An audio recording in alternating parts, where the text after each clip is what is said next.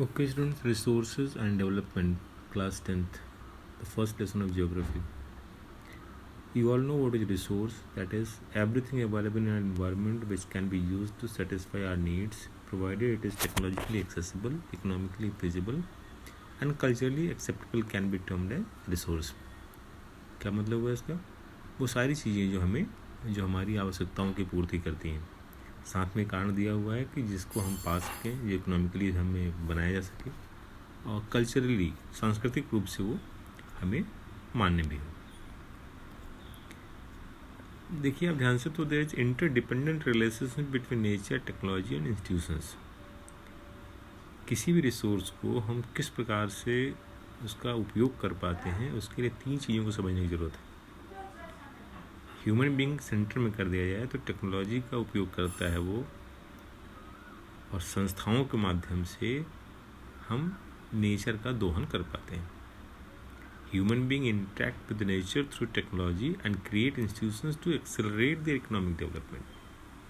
Okay. Now comes the classification of resources. It's important you must understand resources can be classified into 2 broad categories, that is natural and human. And natural also you can see there is renewable and non-renewable resources. Renewable क्या होते हैं? Which are recreated. ठीक है. And non renewable क्या होते हैं? जो recyclable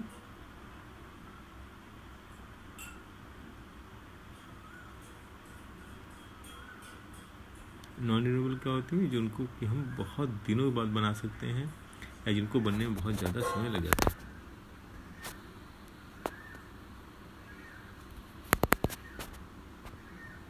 okay, तो उसको हम बहुत दिनों में बना पाते हैं, बहुत ज़्यादा लंबा वक्त उसको बनाने में लग पाता है. उसी प्रकार से हम चाहें ह्यूमन रिसोर्स को देखिए, तो ह्यूमन रिसोर्सेज एवरीबडी नोज, हम लोग जो हैं हम ह्यूमन रिसोर्स हैं. ठीक है, उसमें हमारा क्वांटिटी और क्वालिटी है. हम सब जानते हैं कि क्वांटिटी तो है ही, प्लस अगर हमारे पास क्वालिटी अच्छी होगी then we can become a good human resource. देखिए आप देखा था living things and non living things, biotic और एबायोटिक, जो आपने क्लास 6-7 में पढ़ा हुआ है. अब हम इसको क्लासीफाई करेंगे ऑन द वेरियस बेसिस ना, भिन्न भिन्न प्रकार से. जैसे on the basis of origin अगर आप देखिए तो 2 प्रकार से क्लासिफिकेशन होता है, बायोटिक एंड एबायोटिक. हमारी उत्पत्ति के आधार पे बायोटिक क्या हुआ? जो हम लोग हैं, flora, fauna, fish, humans. Abiotic क्या है? जो नॉन लिविंग थिंग्स जैसे रॉक है, मेटल्स है, मिनरल्स हैं, इनको हम एबायोटिक कहेंगे. यहाँ यू कैन अंडरस्टैंड बायोटिक कौन सा है और एबायोटिक कौन सा. इस एग्जाम्पल में देखकर और क्लियर हो जा रहा है. अगला क्लासिफिकेशन है on the basis of exhaustibility. तो एग्जॉस्टिबिलिटी में देखिए आप रिन्यूएबल रिसोर्स कर सकते हैं और नॉन रिन्यूएबल रिसोर्स कर सकते हैं. रिन्यूएबल रिसोर्स अभी हमने बताया जिसको हम रिन्यू कर सकते हैं, जैसे सनलाइट है. आप देख सकते हैं सनलाइट सुबह से रही, शाम तक रही, अगले दिन फिर आ जा रही है. हवा है, विंड है. नॉन रिन्यूएबल क्या है? आपने कोल यूज किया, पेट्रोल यूज किया, अब वो millions of years it will take to reform, इसलिए हम इसको कहते हैं नॉन रिन्यूएबल रिसोर्स. इन दोनों में डिफरेंस भी लिखने के लिए आता है एग्जाम अक्सर कि what is the difference between renewable resource and non renewable resource. You can read out the definition over here. Renewable resources are replenishable resources. ठीक है, ये 2 प्रकार से हो सकते.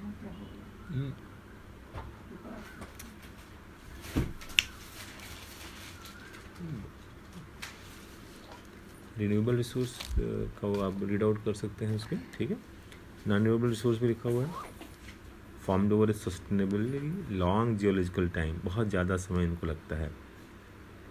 Differences you can write it down later on. You can see that by this seeing this picture you can have more clarity. Next आ जाता है on the basis of ownership. Ownership means स्वामित्व के आधार पे कि कौन उसका मालिक है उस रिसोर्स का. तो इंडिविजुअल हो सकता है, कम्युनिटी हो सकती है, नेशनल हो सकता है और इंटरनेशनल हो सकता है. अब इन सब के बारे में मैंने डिटेल में यहाँ पे डिस्क्राइब किया हुआ देख सकते हैं आप. इंडिविजुअल क्या होगा? जिससे आपका कोई लैंड है, आपकी कोई व्हीकल है, कोई वस्तु जो आपका व्यक्तिगत है, उसे हम इंडिविजुअल कहेंगे. कम्युनिटी क्या कहेंगे? कोई ग्रेजिंग ग्राउंड है, शमशान घाट है, कोई गांव का तालाब है, पार्क है, These things are known as community resource. Look at the national resource. वो सभी चीज़ें वैसे नेशन की होती हैं, लेकिन जैसे रोड है, कैनाल है, रेलवे है, मिनरल्स कहीं पाया गया तो वो नेशनल रिसोर्स में आएगा. फ़र्ज़ कीजिए कि you have got your own land and suddenly it is being discovered that there is a coal mine in your land, so that coal will not be yours, it will be of nation's property. तो उसे हम national resource कहेंगे. Government of India उसको acquire करेगी, उसके बदले आपको compensate करेगी. Okay. The term territorial water refers to the oceanic area. अगर हमारी समुद्री सीमा है, आपको सबको पता है, इंडिया में पूरा पेनिनसुला में हमारी समुद्री सीमा लगती है, तो उसके हिसाब से 12 नॉटिकल माइल्स के कोस्ट से 12 nautical mile, that is 19.2 kilometre का जो एरिया होगा, that will be covered under the national resource.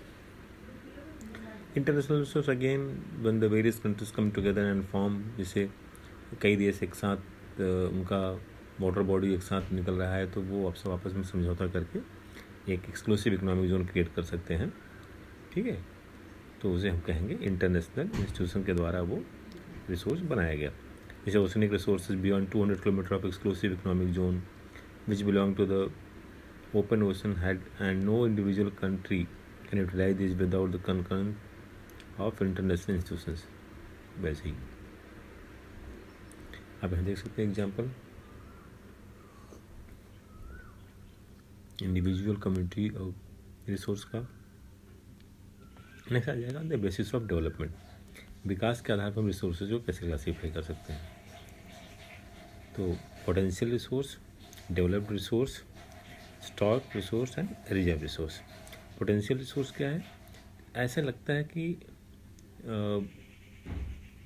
Resource है, it is existing in that area but it is not being utilised.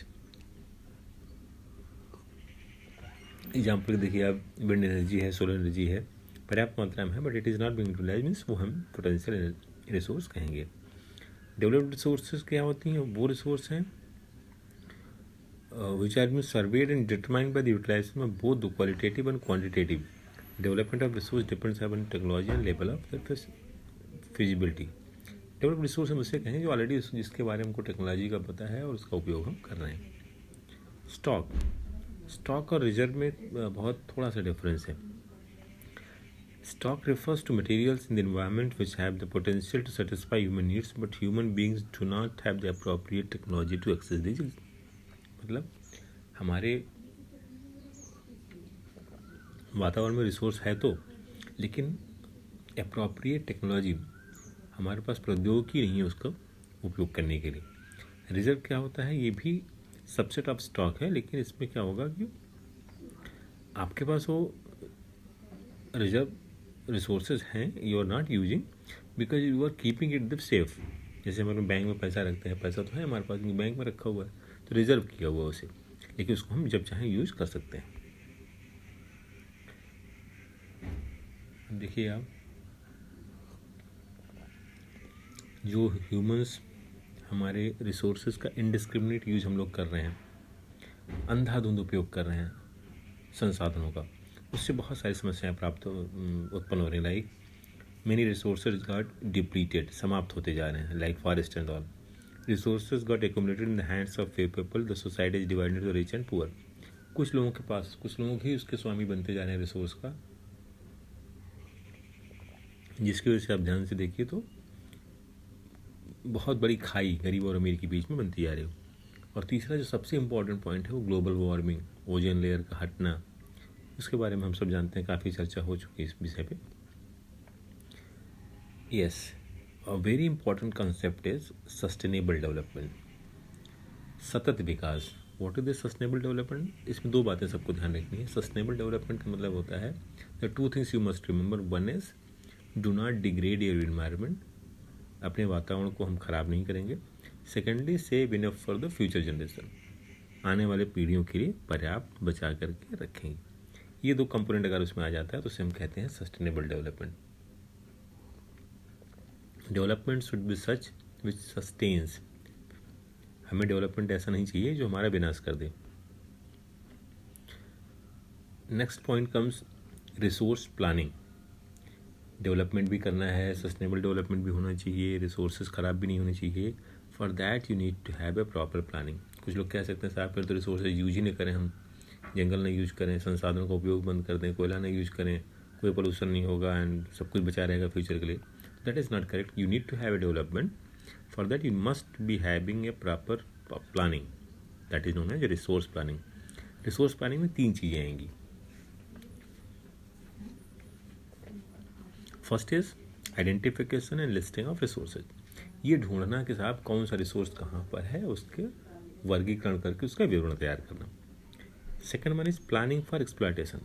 अब रिसोर्स को किस प्रकार से हम एक्सप्लॉयट करेंगे, किस प्रकार से उसका उपयोग करेंगे, उसके लिए प्रॉपर टेक्नोलॉजी होना चाहिए, स्किल होनी चाहिए, संस्था होनी चाहिए जिसके माध्यम से करेंगे। और तीसरा होना चाहिए कि match resource development plans with national development plans. ये 3 पॉइंट हैं जो एग्जाम में भी पूछे जाते हैं। रिसोर्स प्लानिंग का मतलब होता है जुडिशियस यूज ऑफ रिसोर्स, जिससे कि आप उसका ऑप्टिमम यूज करेंगे और कम से कम वेस्टेज होगा, और इसके लिए प्लानिंग की आवश्यकता पड़ेगी। You can understand why resource planning is important in India. ये भी क्वेश्चन आता है कि why resource planning is important in India. ठीक है, क्योंकि भारतवर्ष में सारे क्षेत्र एक जैसे नहीं हैं, कहीं पे कोई चीज़ें बहुत मिलती हैं तो कहीं बहुत सी चीज़ों की कमी है। लाइक राजस्थान में जाइए आप तो मिनरल्स बहुत हैं, ठीक है, बट वाटर नहीं है वहाँ पे। कुछ क्षेत्रों में पानी बहुत है तो मिनरल्स नहीं है। तो इन सबको एक दूसरे के साथ बराबर करने के लिए एक दूसरे को पर्याप्त मात्रा में वो चीज़ें वहाँ पे पहुँचाई जा सकें। साफ कोयला कहीं मिलता है, आयरन ओर कहीं मिलता है, तो वो पूरा आयरन ओर पूरे इंडिया को मिलना चाहिए। पूरा इंडिया ही नहीं पाएगा आयरन तो कैसे डेवलपमेंट होगा। लाइक वाइज इसीलिए रिसोर्स प्लानिंग इंडिया में इम्पॉर्टेंट है। अगला कंसेप्ट आता है रिसोर्स कंजर्वेशन का। क्या है कंजर्वेशन? संरक्षण। अब इसको आप लोग क्लास 6 से पढ़ते आ रहे हैं कि how can we conserve the resources. 2-4 बिल्कुल ब्लाइंड पॉइंट्स होते हैं इसमें कि हमें रिसोर्सेज का ऑप्टिमम यूज़ करना चाहिए, do not waste the resource. Okay, alternate resource भी हमें ढूंढना चाहिए विज्ञान की मदद से। तो ऐसे काम कर कर हम रिसोर्सेज को कंजर्व कर सकते हैं। पॉलिसी बनानी चाहिए रिसोर्स के ऊपर, कानून बनाना चाहिए। गांधी जी का क्या आइडिया था? गांधी जी हम सब जानते हैं फादर ऑफ नेशन। उनका आइडिया था कि एक बड़ा अच्छा स्टेटमेंट है, अक्सर आता है लिख करके, और कहा जाता है कि explain this statement, there is enough for everybody's need and not for anybody's greed. मतलब दुनिया में सबके लिए पर्याप्त है, लेकिन किसी भी एक व्यक्ति की लालच को पूरा नहीं किया जा सकता। ठीक है, same concept he has talked about the resource conservation. ये संसाधनों के संरक्षण के संदर्भ में इनका ये स्टेटमेंट देखा जाता है, और ये बहुत इंपॉर्टेंट है, इसे एग्जाम में अक्सर पूछा भी जाता है। लैंड डिग्रेडेशन, लैंड से सब लोग परिचित हैं। लैंड डिग्रेडेशन के जैसे large scale soil erosion caused by running water and wind, dumping waste material from mining centres and individual units, over irrigation leads to increase in the salinity and the alkalinity in the soil, over grazing by animals, waste water from individual units pollute the lands. तो ऐसे बहुत सारे चीज़ें हैं जिसकी वजह से हमारा लैंड डिग्रेड हो जाता है। You understand what is the land degradation? It's not written over here. Land degrade, इसमें एक स्पेलिंग भी छूट गई है, डिग्रेड लिखा हुआ है, डिग्रेडेशन होता है। डिग्रेडेशन का मतलब होता है जब आप अपनी क्षमता से कम काम कर पाएँ। सपोज आप 6 घंटे पढ़ सकते हैं, 6 घंटे काम कर सकते हैं, लेकिन आप 2 ही घंटे कर रहे हैं, तो आप डिग्रेड हो गए। ओके, तो वैसे हमारी लैंड है अगर हम उसके ऊपर कूड़ा फेंकते रहेंगे, मिनरल्स डालते रहेंगे, तो उसकी जो क्षमता है जिस काम के लिए हमें उपयोग में लानी है वो घटती चली जाएगी। ये सब कारण लिखे हुए हैं कि आप वेस्ट मटेरियल फेंक देते हैं, फैक्ट्री का फेंक देते हैं, बहुत ज़्यादा सिंचाई कर देते हैं, बहुत ज़्यादा पशु चरते हैं उस क्षेत्र को, जिससे आपका लैंड डिग्रेड हो जाता है। Land conservation measures. अब अगला आ जाता है कि हम उसको कैसे ठीक करेंगे, कैसे उसका संरक्षण करेंगे। ये पॉइंट्स आप देख सकते हैं, किताब में भी लिखे हैं। ठीक है, सॉइल इरोजन को रोका जाए क्योंकि वो कारण है। अब इसमें शेल्टर बेल्ट बना सकते हैं, बहुत सारी चीज़ें जो आप 6 to 8 तक पढ़े हैं उसी से ही रिलेटेड है ये लेसन। माइनिंग एक्टिविटीज़ को कंट्रोल किया जा सकता है, नई टेक्नोलॉजी लाई जा सकती है। ठीक है, ओवर इरिगेशन को रोका, जो जो कारण उसमें हैं उन सबको रोक दिया जाए तो लैंड कंजर्वेशन हम कर लेंगे। तो लैंड डिग्रेडेशन के कारण जान लीजिए, उनको रोकना है, must be stopped, that is land conservation, simple way. चलिए यहीं तक पढ़ते हैं आज, बाकी सॉइल के बारे में नेक्स्ट क्लास में देखेंगे।